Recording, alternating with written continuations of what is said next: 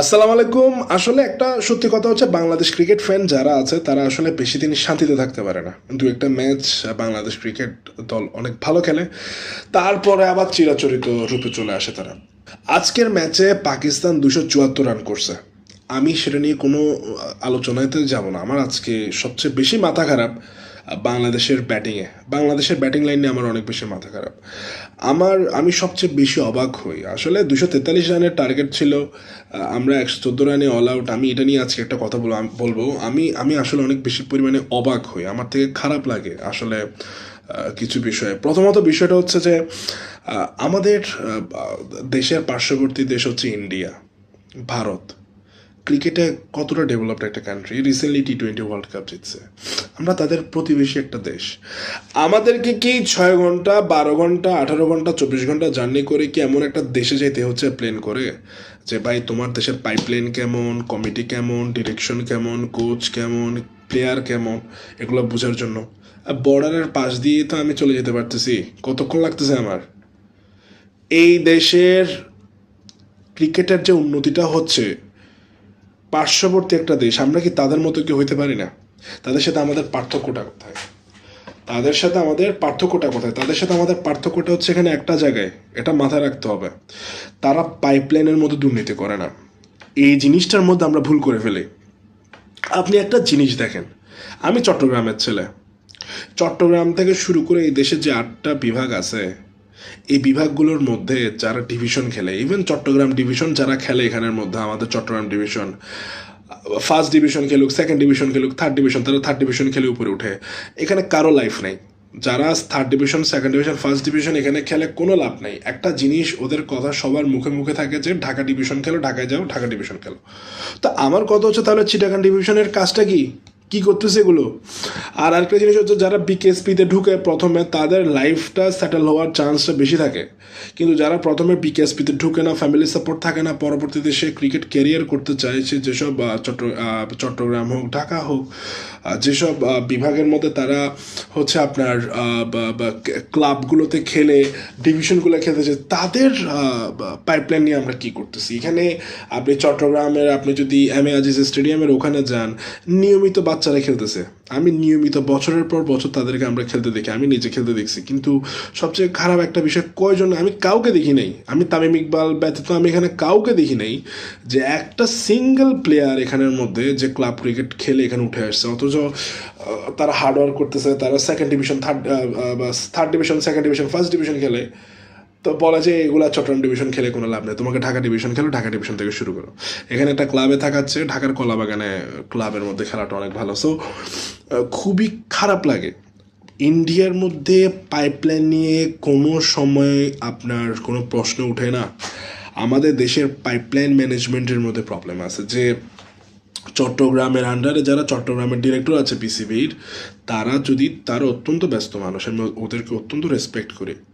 তারা যদি আপনার তাদের প্রতিনিধিদেরকে নিয়োগ দেয়, যে তারা সব সময় চট্টগ্রামের ক্লাবের সাথে আপনার যোগাযোগ রাখে। আমি একটা জাস্ট উদাহরণ দেওয়ার জন্য আমি চট্টগ্রামকে টেনে আনতেছি।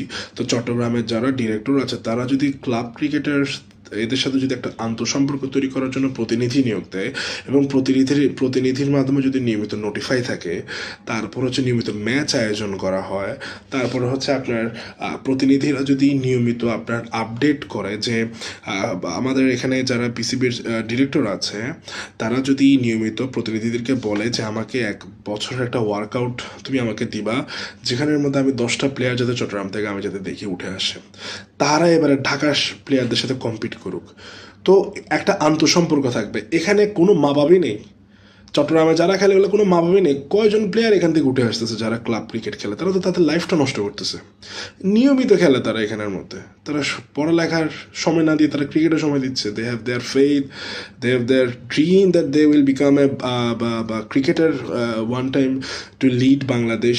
But is it possible? I am sorry, আমার থেকে মনে হয় না এটা পসিবল। আমি প্রচুর প্লেয়ারদেরকে উঠতে দেখছি, তাদের শট আমার থেকে ভালো লাগছে। বিলিভ মি, আমি যখন এম.এ আজিজ স্টেডিয়ামে অনেক প্লেয়ারের খেলাকে দেখি, তাদের শর্ট সিলেকশন, তাদের বোলিং, তাদের ফিল্ডিং অনেক ভালো লাগে। কিন্তু কখনো তারা ন্যাশনাল টিম উঠে আসতে পারে না। এই সেই হয়ে আপনার হচ্ছে প্লেয়ার এগুলো ঝরে যায়।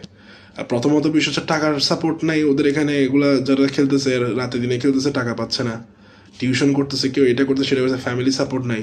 আর বাংলাদেশের একটা জিনিস অনেক বেশি খারাপ, আপনাদের খারাপ লাগলো আমি শোনাচ্ছি, ধনী ঘরের মা বাবাদেরকে আমি অত্যন্ত রেসপেক্ট দিয়ে একটা জিনিস বলি, তারা চায় যে তাদের ছেলে মেয়ে যারা ক্রিকেট খেলে তাদের জন্য টাকা ঢালে, বাট এটা এতটাই আনফর্চুনেট যে তাদের ছেলে মেয়েরা ক্রিকেটের মধ্যে ভালো ক্রিকেটার হয়ে উঠতে পারে না। কিন্তু মধ্যবিত্ত এবং হচ্ছে আপনার গরিব ফ্যামিলির যারা তেমন কিছু পায় না, অনেক কষ্ট করে মেহনত করে এগুলো জোগাড় করতে হয় ক্রিকেট কিটগুলো, তারা সুযোগ পায় না টাকার অভাবে। কোনো না কোনো কারণে আপনার ইকোনমিক সাপোর্ট দেওয়ার কারণে ফ্যামিলিতে তারা আর উঠে আসে না। কিন্তু ইন্ডিয়ার মধ্যে selection committee, coach, direction, pipeline তৈরি হওয়া সবগুলো অত্যন্ত জোস। আপনি বলবেন যে ওখানে আইপিএল আছে ওখান থেকে প্লেয়ার উঠে আসতেছে, ভুল। অস্ট্রেলিয়ার মধ্যে আইপিএল নেই, এতটা ইকোনমিক ডেভেলপড একটা টুর্নামেন্ট ওখানে হয় না। নিউজিল্যান্ডে নেই, সাউথ আফ্রিকাতে নেই, তারা কীভাবে ডেভেলপ করতেছে? দে হ্যাভ দেয়ার পাইপলাইন, তারা পাইপলাইন নিয়ে কখনো মস্কারি করে না। আমাদের দেশের পাইপলাইন প্লেয়ারগুলো নেই, আমাদের দেশের নিচেরগুলোর দিকে তাকাবে কারা? এই যে প্লেয়ারগুলো উঠে আসতে পারতেছে না। তো আমি আসলে একটা ইতিহাসে চলে গেছে আমার থেকে, অত্যন্ত মন খারাপ যে বাংলাদেশ ক্রিকেটের একটা কথা আমাকে বলতে হয় যে দে আর ইনকনসিস্টেন্ট, কনসিস্টেন্টলি দে আর বিকাম ইনকনসিস্টেন্ট, তারা কনসিস্টেন্টলি ইনকনসিস্টেন্ট থাকে, কনসিস্টেন্টলি। এটা তাদের জন্য কনস্ট্যান্ট যে তারা ইনকনসিস্টেন্ট থাকবে, একটা ম্যাচ ভালো করছে তো পরের ম্যাচ খারাপ। আপনি গত ম্যাচে ওদেরকে 114 রানে অল আউট করে দিয়েছেন, ক্যান ইউ ইমাজিন যে আপনি নিজে আজকে 114 রানে আউট হয়ে গেছে? কি বলিং ছিল আমার থেকে, আমি অনেক বেশি আমি কিছু দেখলাম না। আপনি একটা জিনিস দেখেন যে একটা জিনিস আমার থেকে ভালো লাগছে যে এই ঢাকার যে স্টেডিয়ামে যে খেলাগুলো হয়েছে, খেলাটা সেখানের মধ্যে একটা জিনিস ভালো লাগছে যে এটা ব্যাটিং পিচ ছিল। আমার থেকে এটার পজিটিভ জিনিসটা এটাই আমার থেকে আজকে, কারণ ওরা স্পিনিং ট্র্যাকের মধ্যে খেলতে খেলতে প্লেয়ারগুলো বাংলাদেশে নষ্ট করে ফেলতেছে। বাইরের দেশের টুর্নামেন্টগুলোর মধ্যে প্লেয়ারগুলো ভালো করতে পারে না এসব স্পিনিং ট্র্যাকের খেলার কারণে। তো এটা ছিল পুরোপুরি একটা ব্যাটিং পিচ, যেখানে পাকিস্তান চাইলে 300 রান প্লাসও করতে পারতো, ফুল ব্যাটিং পিচ ছিল। বাংলাদেশে ব্যাটিং পিচ, তাও আবার দ্বিতীয় টার্মে যখন তারা নামে, ফার্স্টে তারা ফিল্ডিং নিছে, পরবর্তীতে ব্যাটিং স্বর্গ। এটা বলের মধ্যে আপনার ডিউ চলে আসে, কুয়াশা চলে আসে, ওদেরকে নিয়মিত কাপড় দিয়ে ঘষে ঘষে খেলা খেলতে হয়। বৃষ্টি হয়েছে, বল ঘুরবে না, বল সোজা সোজা যাবে, তুমি তাও চেস করতে পারছো না, 114 রানে আউট হয়ে যায়, এগুলো কোনো কথা? এখানের মধ্যে আপনার আমি আজকে একটা কারণ, আমি সাইফ হাসান আর তানজিম হাসান কি তামিমকে, তানজিদ হাসান তামিম, এই সাইফ হাসান আর তানজিদ হাসান তামিমকে আমি কিছু বলবো না, কারণ সাইফ হাসানের খেলার আরেকটু সময় লাগবে, আমি তাকে আরেকটু সময় দিব। সে খুবই ভালো ব্যাটসম্যান, সে আজকে হিট করছে, একটা আউট হয়েছে, বাট তার মধ্যে অনেক ভালো, সে ভালো ব্যাটসম্যান।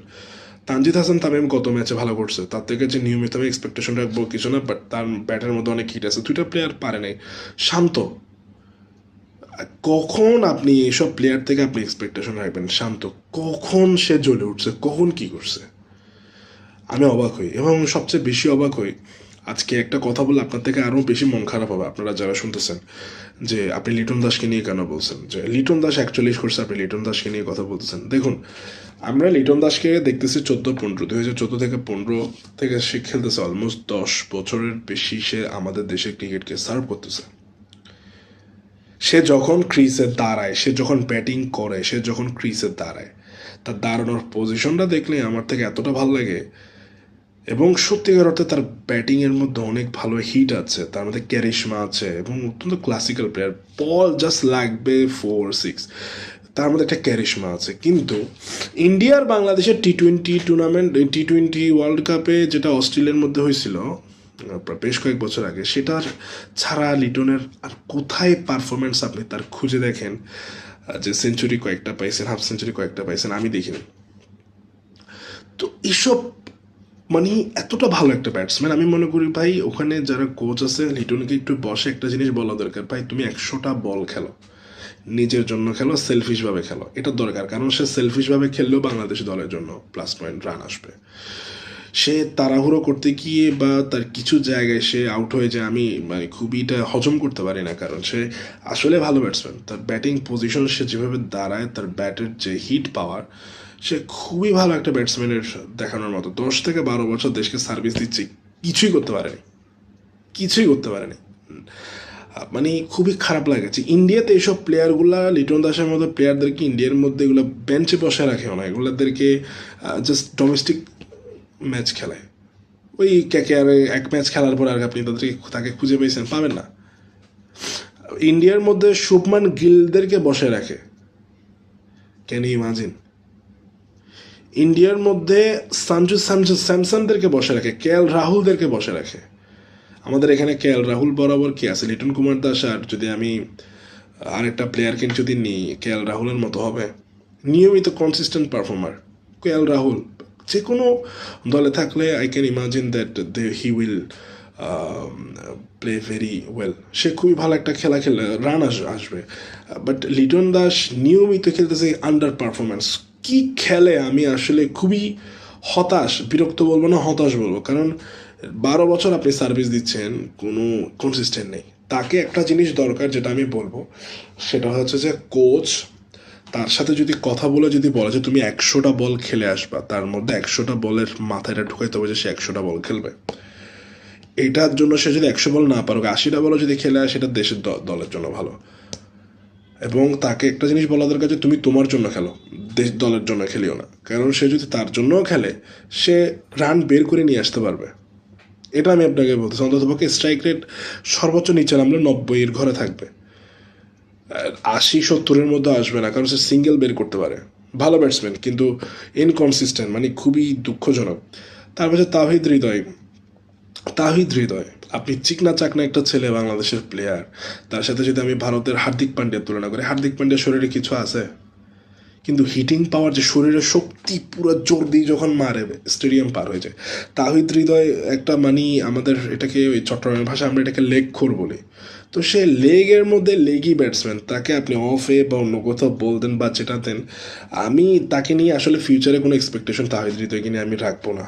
ঠিক আছে, এখানে অনেক বড় কারণ আছে। কারণ হচ্ছে যারা নিয়মিত তার বাংলাদেশি দলের বিপক্ষে খেলবে যেসব দল, তারা যদি কম্পিউটার অ্যানালাইসিস নিয়মিত করে, তাকে যদি অফসাইডে বল রাখে বা অফসাইডে স্লো বল দেয়, সে আউট হয়ে যাবে, কিছু বলে না। মেহেদী হাসান মিরাজ আসলে দুঃখজনক যে তার ব্যাটিং আজকে, বলিংয়ের মধ্যে তো একটা কাণ্ড ঘটে ফেলছে, ব্যাটিংয়েও কী বলতাম। আর আফিফ আমার আসলে পছন্দের ব্যাটসম্যান হিসেবে কখনোই বাংলাদেশ ক্রিকেটে থাকবে না। তার জায়গায় অন্য আরেকটা প্লেয়ারকে নেওয়া দরকার। কারণ আফিফের আসলে বড় ওভারের তারা প্লেয়ার না, তারা হচ্ছে টি-20-র প্লেয়ার। আপনি এখানের মধ্যে তাহিদ হৃদয় এবং আফিফদেরকে আসলে ড্রপ করে দেওয়া দরকার। 50 ওভার হচ্ছে এমন একটা খেলা যেখানে আপনাকে 300টা বল খেলতে হবে। এখানে হচ্ছে আপনার মানে কি বলবো আমি, এখানে হচ্ছে আপনাকে অনেক ধৈর্য ধরে আপনাকে খেলতে হবে। এই এত তাড়াহুড়ো করে যদি আউট হয়ে যান, আপনি আপনার দলকে এখানে বিপদে ফেলতেছেন, আপনি আপনার দলকে বিপদে ফেলতেছেন। এরা সবাই একই কাজটা করছে। 114 রানে অল আউট, এটা মেনে নেওয়া যায়? এইভাবে হার, কনসিস্টেন্টলি কোনো কনসিস্টেন্সি নেই আমাদের দলের, যে আমরা নিয়মিত আমরা ভালো খেলতেছি, ইনকনসিস্টেন্ট। র্যাঙ্কিংয়ে এই জন্য আমরা 10-এ। বাংলাদেশের ফ্যানরাও নিয়মিত কষ্ট পায়, এতটা প্যাশনেট ফ্যান বাংলাদেশের, এটা কোনো বাইরের মানুষরা পাবে? আর এবং পাইলে কি পরিমাণ কাজে লাগাই ফেলতো জিনিসটাকে। কি প্যাশনেট এখানের ফ্যান, কি আবেগী। আমরা 10 ম্যাচ হারার পর 1 ম্যাচ জিতলে আমরা এটাকে উদযাপন করি। আমরা এতটা ভালোবাসি ক্রিকেটকে। আসলে কি দিতে পারতেছি প্লেয়ারদেরকে, এই জিনিসটা আসলে চিন্তা করা উচিত। বাইরের দেশে অ্যাডিডাস থেকে শুরু করে বড় বড় আন্তর্জাতিক ইয়ারা আপনার হচ্ছে স্পন্সর করে, আমাদের দেশে ওরা আসে? কেন আসে না? কেন আসতে চায় না? আমরা ব্র্যান্ড ভ্যালু ক্রিয়েট করতে পারি, আমরা টিমের ব্র্যান্ড ভ্যালু ক্রিয়েট করতে পারি। ইন্ডিয়ার টিমের ব্র্যান্ড ভ্যালু 5,000 কোটি টাকা, বাংলাদেশের কত হবে? 500 কোটি টাকা, 700-800 কোটির বেশি হবে না। তারা নিয়মিত খেলে, হার্ডওয়ার্ক করে, এবং সেটা ফল পাইছে। আপনারা ওয়ার্ল্ড কাপ টি-20-র মধ্যে দেখছেন, অত্যন্ত প্যাশনেট তারা। বিরাট কোহলি শুধুমাত্র তার ফিটনেসের জন্য সে হাফ বয়েল জাস্ট চনা এবং সালাদ ছাড়া কিছু খায় না। এখানে আমাদের দেশের প্লেয়াররা পারবে এই জিনিসটা করতে, নিতে পারবে এই জিনিসগুলো? সো ডেডিকেটেড হতে হবে, প্যাশনেট প্লেয়ার বের হইতে হবে। না হলে এগুলা নিয়মিত দেখতে হবে যে নিয়মিত হারতেছে।